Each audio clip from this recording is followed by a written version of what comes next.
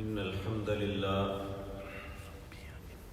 نحمده ونصلي على رسوله الكريم أما بعد أعوذ بالله السميع العليم من الشيطان الرجيم بسم الله الرحمن الرحيم يا أيها الذين آمنوا استعينوا بالصبر والصلاة إن الله مع الصابرين ولا تقولوا لمن يقتل في سبيل الله أموات بل أحياء ولكن لا تشعرون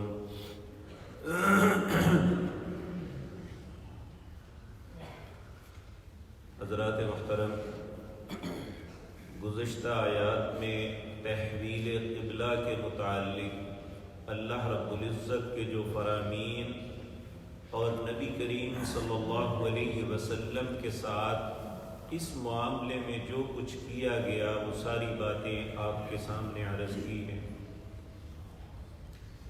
یہ بات یاد رکھنے کے قابل ہے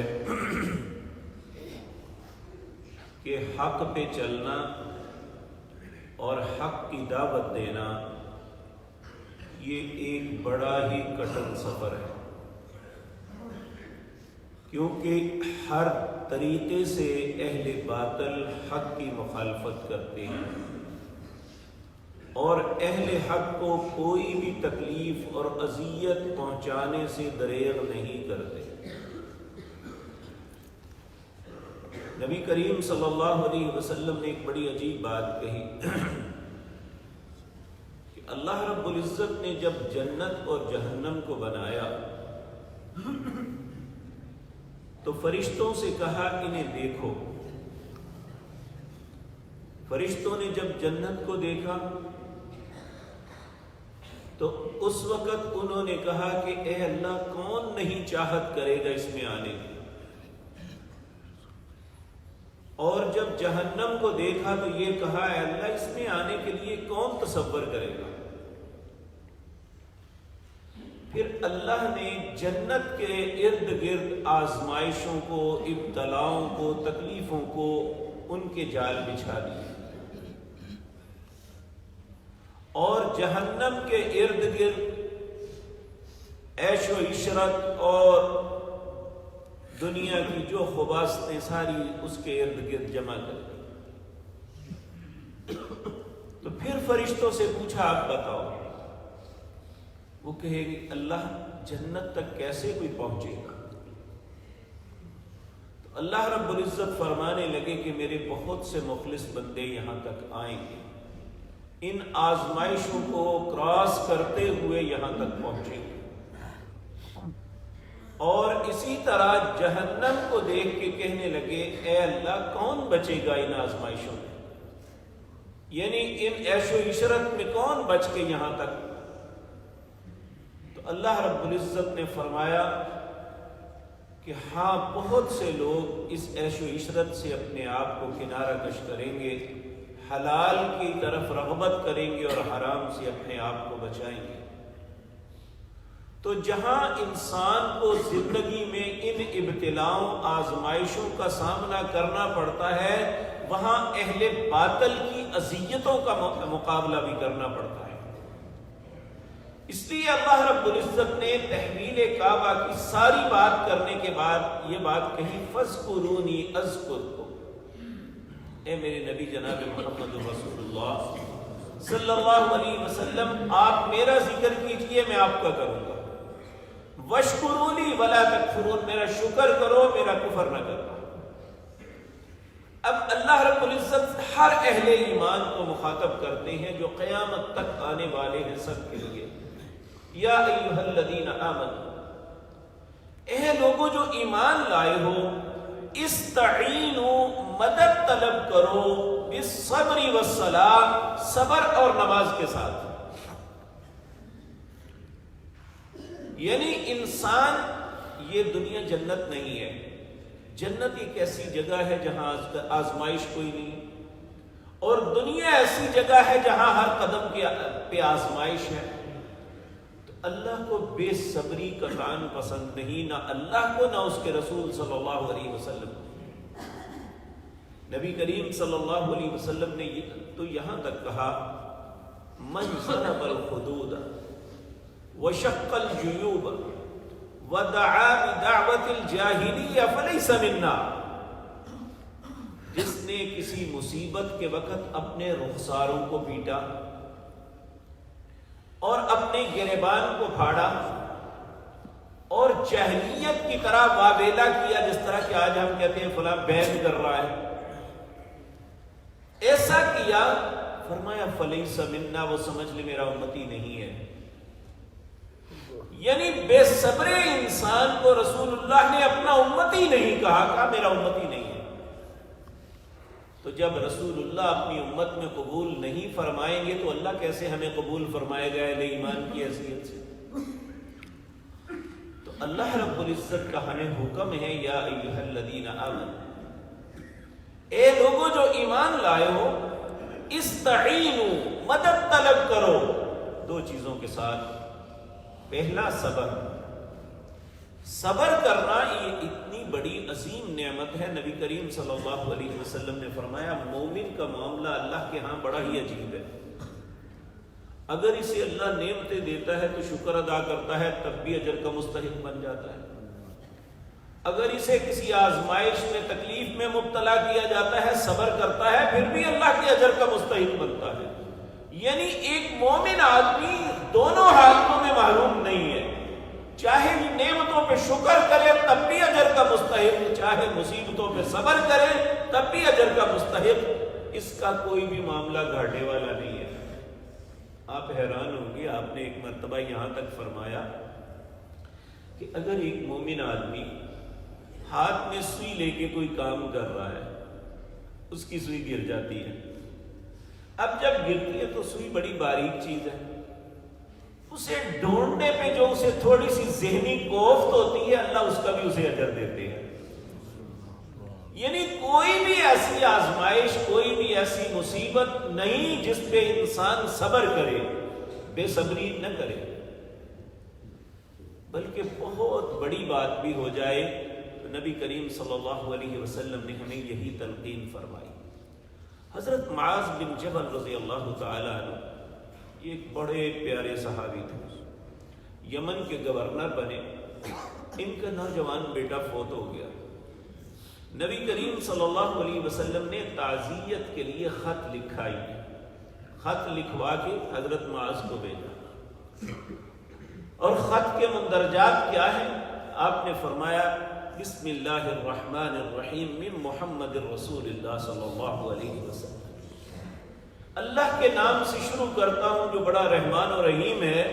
یہ خط محمد صلی اللہ علیہ وسلم کی طرف سے ہے۔ کیا؟ اے معاذ، ان للہ ما اخذ وللہ ما اعطى وكل شيء عنده اجل مسمى فلتصبر ولتحتسب۔ اے معاذ، جو کچھ تجھ سے لیا گیا ہے یہ اللہ کا تھا، یعنی جو بیٹا فوت ہوا لے لیا اللہ نے، یہ اللہ کا تھا۔ وَلِلَّهِ مَا آتَى، جو اب تیرے پاس ہے وہ بھی اللہ کا ہے۔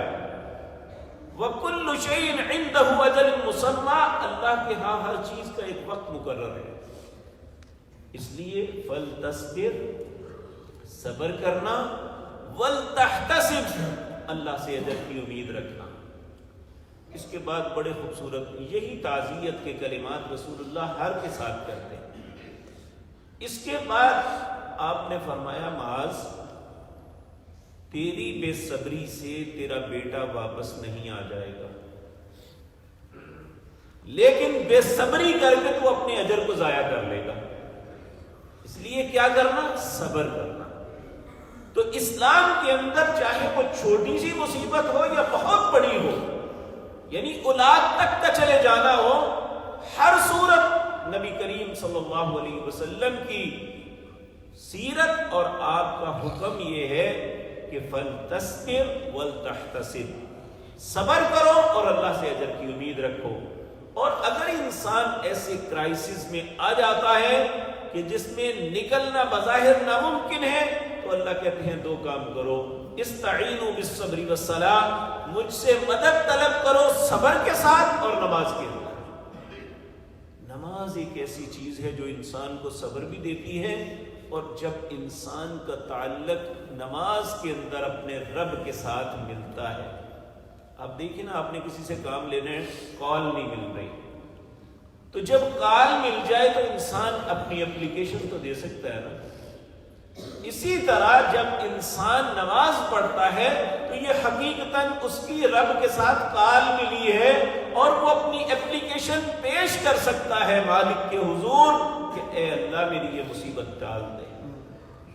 تو اللہ کو بھی یہی طریقہ پسند ہے، کہا استعینوا بالصبر والصلاۃ، مدد طلب کرو صبر اور نماز کے ساتھ۔ کیوں؟ ان اللہ مع الصابرین، اللہ صبر کرنے والوں کا ساتھی ہے، ان کے ساتھ ہے۔ بے صبری کرنے والوں کو نہ اللہ پسند کرتا ہے نہ ان کا ساتھ دیتا ہے۔ تو پھر فرمایا یہاں تک کہ جان بھی چلی جائے، اللہ کے رستے میں وہ کٹ جائے، تو کہا وَلَا تَقُولُوا لِمَن يُقْتَلُ فِي سَبِيلِ اللَّهِ أَمْوَاتٌ، جو اللہ کے رستے میں کٹ جاتی ہیں انہیں مردہ مت کہو، بل احیاء، بلکہ وہ زندہ ہیں۔ کس طرح زندہ ہیں؟ وَلَكِن لَا تَشْعُرُونَ، تمہیں اس کا شعور نہیں ہے کہ ان کی زندگی کیا ہے۔ کوئی انسان جس طرح کہ آج یہ غلط فہمی ڈالنے کی کوشش کرتے ہیں، جی شہید زندہ ہے، جس طرح انسان دنیا میں زندہ اس طرح، حالانکہ یہ غلط ہے۔ یاد رکھیں ان کی زندگی برزخی زندگی ہے، جس کا تذکرہ رسول اللہ صلی اللہ علیہ وسلم نے بتلایا۔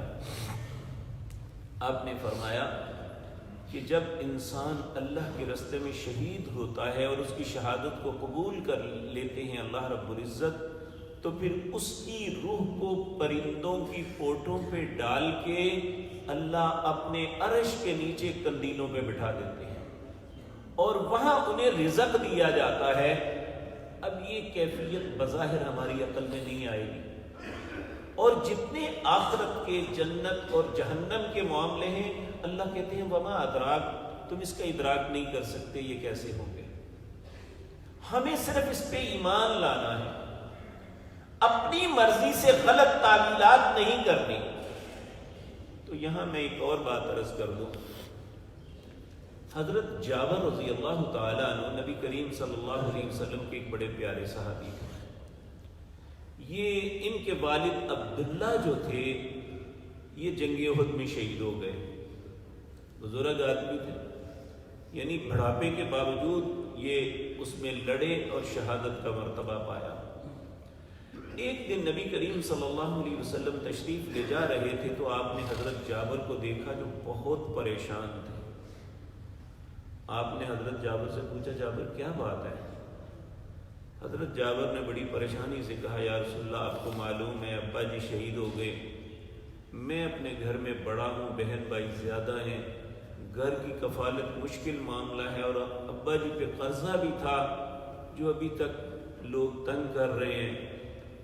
آپ نے انہیں جو قرض خواہ تھے انہیں بلایا، انہیں کہا کہ عبداللہ کا قرضہ معاف نہیں کر سکتے؟ انہوں نے کہا نہیں جی ہم نے لینا ہے، ہمارا حق ہے۔ تو نبی کریم صلی اللہ علیہ وسلم نے حضرت جابر رضی اللہ تعالیٰ عنہ کو کہا کہ جب تمہارا پھل پک جائے تو تم نے اتارنا نہیں ہے، میں آؤں گا تو پھر ان سارے قرض خواہوں کو قرض دے دیں گے۔ اور یہ بات یاد رکھیں کہ اللہ نے اپنی دنیا کے اندر انبیاء کو سب سے زیادہ برکتوں سے نوازا ہوتا ہے۔ نبی کریم صلی اللہ علیہ وسلم، حضرت جابر کہتے ہیں نبی کریم صلی اللہ علیہ وسلم تشریف لائے اور آپ نے سارے قرض خواہوں کو وہ قرضہ دے دیا، پھر بھی ہماری کھجوریں بچ گئی، حالانکہ میرے تصور میں بھی نہیں تھا کہ یہ میں چند لوگوں کو بھی نہیں دے سکوں گا۔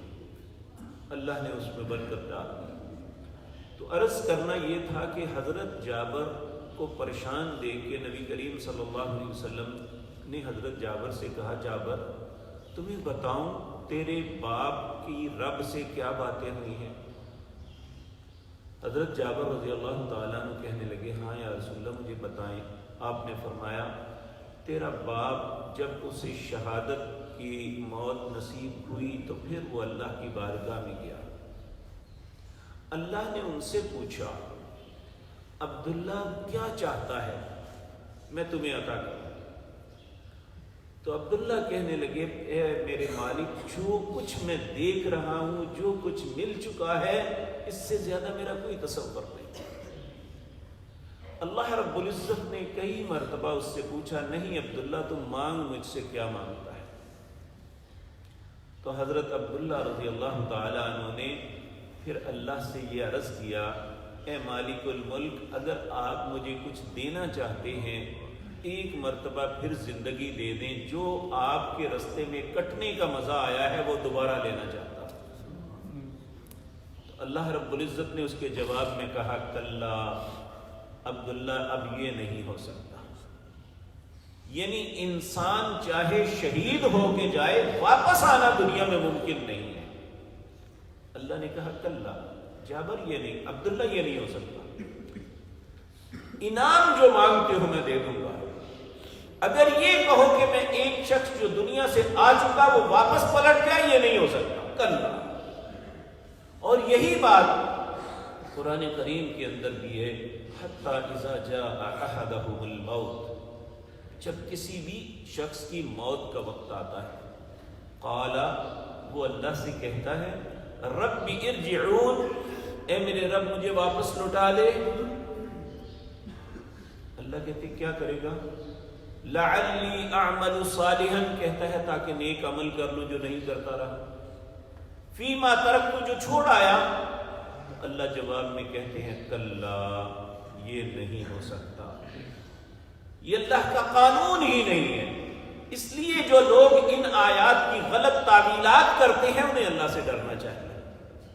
تو اللہ رب العزت فرماتے ہیں کہ وَلَا تَقُولُوا لِمَنْ يُقْتَلُ فِي سَبِيلِ اللَّهِ أَمْوَاتٌ، جو لوگ میرے رستے میں قتل ہو جاتے ہیں انہیں مردہ مت کہو، بل احیاء، بلکہ وہ زندہ ہیں، وَلَٰكِن لَا يَشْعُرُونَ، ان کی زندگی کا تمہیں شعور نہیں ہے کہ ان کی زندگی کیسی ہوگی۔